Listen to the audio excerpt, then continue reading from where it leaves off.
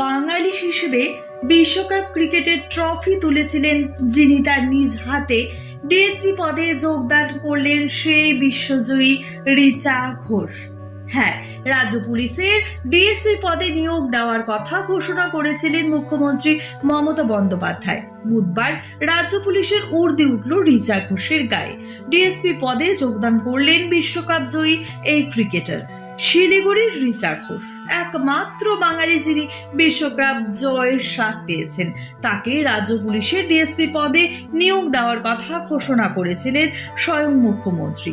বুধবার রাজ্য পুলিশের উর্দি উঠল তার গায়ে। ডিএসপি পদে যোগদান করলেন এই ক্রিকেটার। ইডেন গার্ডেনে এক জমকালো অনুষ্ঠানে বিশ্বকাপ জয়ী উইকেট রক্ষক ব্যাটর রিচা ঘোষকে সম্বর্ধনা জানানো হয়েছিল সিএবি এবং পশ্চিমবঙ্গ সরকারের পক্ষ থেকে।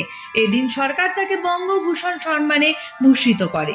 পাশাপাশি ডেপুটি পুলিশ সুপারিনটেন্ডেন্ট হিসেবে নিযুক্ত করা হয়। পশ্চিমবঙ্গ সরকার একটি সোনার চেইন উপহার দেয় বিশ্বজয়ী তারকাকে।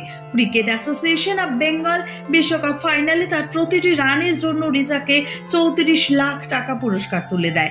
বিশ্বকাপে সবচেয়ে বেশি ছক্কা এসেছে রিচার ব্যাট থেকে। মোট 12টি ছক্কা হাঁকিয়েছেন তিনি। সেমিফাইনাল ও ফাইনালে তার অবদান দলকে উন্নতির শিখরে পৌঁছে দিয়েছে।